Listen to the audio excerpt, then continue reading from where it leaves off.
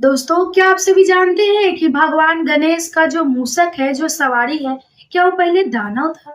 क्या आप सभी को पता है कि वो पहले दानव था और उसने दानव से भगवान गणेश का मूषक कैसे बन गया? भगवान गणेश का प्रिय सवारी कैसे बन गया? क्या आप सभी को पता है कि वो इतना बड़ा दानव था, इतना बड़ा दानव था, उसने दानव होने के बाद ऐसी उसमें क्या खूबियाँ थी, उसने ऐसा क्या किया जिससे भगवान गणेश प्रसन्न होकर के जो है उन्हें अपना मूषक बना लिए, अपना जो है प्रिय सवारी बना लिए। क्यों बनाए और कैसे बनाए? ठीक है, अगर आप सब जानते हैं कि भगवान गणेश का सवारी मूषक पहले असुर कैसे था और किस कैसे बना था और उसका असुर बनने के बावजूद इनका सवारी कैसे बना, तो कमेंट्स कीजिए कि हम जानते हैं और नहीं जानते हैं। तो चलिए आज मैं ये रहस्य बातें आपको बताती हूँ कि भगवान गणेश का प्रिय सवारी मूषक पहले असुर था और असुर से उन्होंने जो है उनका सवारी कैसे बन गया। ठीक है, अगर आप जानते हैं तो कमेंट्स कीजिए कि हाँ हम जानते हैं, ये रहस्य बातें जानते हैं। अगर नहीं जानते हैं तो मेरे वीडियो को जानने के लिए पूरा अंत तक जरूर देखिएगा, क्योंकि ज्यादा देर की वीडियो नहीं होगी, बस 5 से 10 मिनट की वीडियो होगी। इसमें पूरे बारीकी से रहस्य टू रहस्य ए टू जेड बात जो है आपको समझाएंगे कि क्या कारण था और कैसे हुए। ठीक है, तो ये रहस्य बातें जानने के लिए आप सब बने रहिए मेरे साथ मेरे चैनल पे। अगर मेरा वीडियो आपको पसंद आता है तो प्लीज मेरे वीडियो को लाइक कर दीजिएगा और चैनल पे नए हैं तो चैनल को सब्सक्राइब करके साथ ही बेल आइकन को भी प्रेस कर दीजिएगा, ताकि जब भी मैं इस तरह की वीडियो अपलोड करूं, कथा कहानी से रिलेटेड जो भी वीडियो अपलोड करूं, तो सबसे पहले आपके पास पहुंचे। ठीक है, तो चलिए सबसे पहले ये बातें बातें स्टार्ट करते हैं कि आखिर पहले वो असुर कैसे था, कैसे असुर बना और असुर से उसने कैसे सवारी बन गया।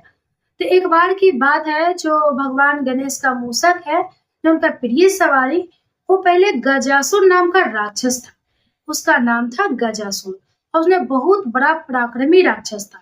उन्होंने एक बार भगवान जो है शंकर भगवान की पूजा करके, उनकी परिक्रमा करके, उनकी तपस्या करके उनको प्रसन्न कर लिया। और जब उनकी तपस्या से भगवान जो है शंकर भगवान प्रसन्न हुए तो उन्हें वरदान मांगने को कहा। जब उन्होंने वरदान मांगने को कहा तो ये जो गजासुर नाम का राक्षस था, उसने ये वरदान मांगा कि भगवान जब आप मुझसे प्रसन्न हैं तो मुझे एक ऐसा वरदान दीजिए कि मुझे कोई मार ना सके, मुझ पे जो है कोई अस्त्र शस्त्र जो है काम ना करे, कोई भी अस्त्र शस्त्र से कोई मारना चाहे तो मुझे मार ना सके, मेरी मृत्यु ना हो। तो ठीक है, ये भगवान आप महादेव को जानते हैं ना कि भगवान महादेव जो है कितने ऑर्डर दानी है। उन्हें दान देने में, उन्होंने जो है किसी को वर देने में थोड़ी भी हिचकच नहीं करते। उन्होंने ये बातें सुनकर उन्होंने दान दे दिया कि जाओ, तथास्तु कह दिया कि तो ऐसा ही होगा, कोई भी व्यक्ति जो है तुम्हें नहीं मारेगा और कोई भी वस्त्र शस्त्र जो है से तुम नहीं मरोगे, कोई भी अस्त्र शस्त्र तुम्हारे शरीर पे कोई प्रभाव नहीं करेगा। ठीक है, या जब ये वरदान पाते ही गजासुर नाम का जो राक्षस था वो बहुत ही बड़ा जो है अत्याचार मचाने लगा, बहुत ही बड़ा अपने आप को पराक्रमी समझने लगा और अत्याचार लगाने लगा और मचाने लगा।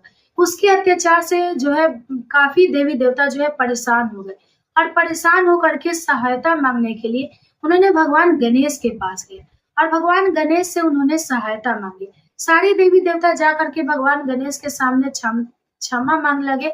उन्होंने सहायता मांगने लगे कि भगवान आप कुछ कर सकते हैं, क्योंकि ये जो गजासुर नाम का राक्षस था, इन्होंने जो है भगवान महादेव को प्रसन्न करके जो है वरदान मांग लिया और वरदान प्राप्त करते ही जो है इन्होंने अपने आप को बहुत बड़ा पराक्रमी समझ रहा है और इन्होंने जो है पूरा अत्याचार मचा करके जो है पाताल लोक को, स्वर्ग लोक को पूरे नाश कर रहा है।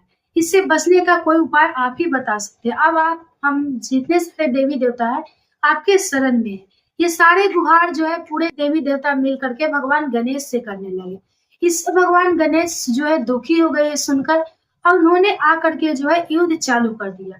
लेकिन क्या आप सब जानते हैं ना कि भगवान महादेव से उन्हें वरदान प्राप्त था कि कोई भी वस्त्र शस्त्र जो है उनके ऊपर काम नहीं करेगा।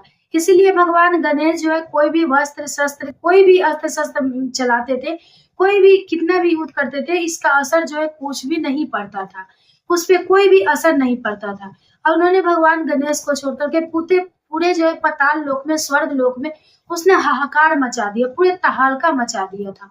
उन्होंने कभी स्वर्ग लोक में चला जाता, कभी पाताल लोक में रहता, तो भगवान गणेश को कहीं दिखाई ही नहीं देता। इतना भयंकर युद्ध चल रहा था कि भगवान गणेश जो है कोई भी अस्त्र शस्त्र फेंक रहे थे तो कोई भी अस्त्र शस्त्र उसके ऊपर काम नहीं कर रहा था। और उन्होंने इससे जो है खुश होकर के उन्होंने जो है भगवान गणेश को नीचा दिखाने के लिए, उनसे युद्ध करने के लिए उन्होंने भी बहुत अस्त्र शस्त्र का प्रयोग करने लगा। और भगवान गणेश को जो है उन्हें बहुत तरह से दुखी करने लगा। इससे दुखी होकर के भगवान गणेश को एक तरकीब सूझी। उसने भगवान गणेश का, आप जानते हैं ना कि कितने चतुर है, वो सोचने लगे कि अब क्या किया जाए। इसी बीच उनको क्या किया कि उनको एक सुझाव आया और उन्होंने जो है उनका जो दांत निकला है ना, बड़ा सा उनका जो दांत है, उनमें से एक दांत को उसने तोड़ करके है, दांत को सीधा उन पे प्रभाव किया। और उन्होंने दांत को तोड़ करके जैसे ही उनसे वो गजासुर नाम के राक्षस पर उन्हें वार किया, वैसे ही दांत जो जा करके उन्हें मूर्छित कर दिया। क्योंकि आप जानते हैं ना कि भगवान, उसको जो वरदान था वो ये मिला था कि कोई भी अस्त्र शस्त्र उस पे काम नहीं करेगा। लेकिन भगवान गणेश का जो दांत है, वो दांत कोई अस्त्र शस्त्र नहीं था। भगवान गणेश का दांत कोई उनका शरीर का एक अंग था। इसीलिए दांत जो था, उसने दांत से मारा, जब दांत तोड़ करके उन्हीं पे वार किया, इस दांत के प्रभाव से वो मूर्छित हो गया और मूर्छित होकर गिर गया। इससे भगवान गणेश जो है उन्हें काफी देर तक युद्ध किया। जब युद्ध में बुरी तरह जब हरा दिया गजासुर नाम के राक्षस को, तब उन्होंने जो है परेशान होकर के इधर उधर जान बचाने के लिए भागने लगे। लेकिन भगवान गणेश जो उन्हें बचने के लिए कहीं भी भागने नहीं देना चाहते थे। उन्हें काफी देर तक युद्ध चला। जब युद्ध से परेशान होकर के जब काफी तरह बुरी हाल हो गया, तो गजासुर नाम का राक्षस जो था भगवान गणेश का पैर पकड़ लिया और पैर पकड़ करके उनसे क्षमा याचना मांगने लगा। कहने लगा कि भगवान, मैंने आपको सही तरह से पहचाना नहीं, लेकिन अब मैं पहचान गया हूँ, अब मुझे माफ कीजिए। जब इतना माफी मांगने के बाद जो है भगवान गणेश को काफी उन पे दया आ गया।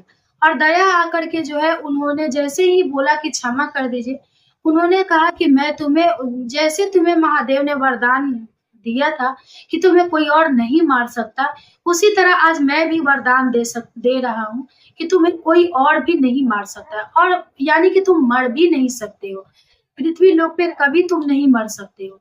इसीलिए उन्होंने जो है अपना प्रिय सवारी मूषक बना लिया। उसने कहा कि मैं तुम्हें अपनी सवारी के रूप में, तुम्हें जो है पूरे दिन जो है साथ रखूंगा। हर समय हर पल तुम मेरे साथ पूजे जाओगे और तुम मेरे प्रिय सवारी के रूप में मेरे साथ हमेशा मेरा रक्षक बनकर रहोगे। और जहाँ मैं कहूँगा तुम रक्षक बनकर रहोगे और मेरा साथ दोगे और कभी जो मुझसे अलग नहीं होंगे। और मेरा ये वरदान तुमको जो है हर समय तुम्हारे साथ रहेगा और तुम जो है हमारे साथ ही पूजे जाओगे। ठीक है? इसी समय से जो है भगवान, वो जो असुर था, गजासुर नाम का राक्षस था, उन्होंने उसी समय प्रिय मूषक के रूप में प्रकट हो गया और उन्होंने भगवान गणेश का जो है प्रिय सवारी बन गया। ठीक है? तो वो पहले जो था बहुत बड़ा असुर था और उसका नाम गजासुर था। और उसने असुर होने के बावजूद, उसने वरदान प्राप्त करने के बाद अपने आप को बहुत बड़ा पराक्रमी समझने लगा था। इसीलिए पराक्रमी होने के बाद, वरदान मिलने के बाद, उसने अपने आप को बहुत काबिल समझने लगा।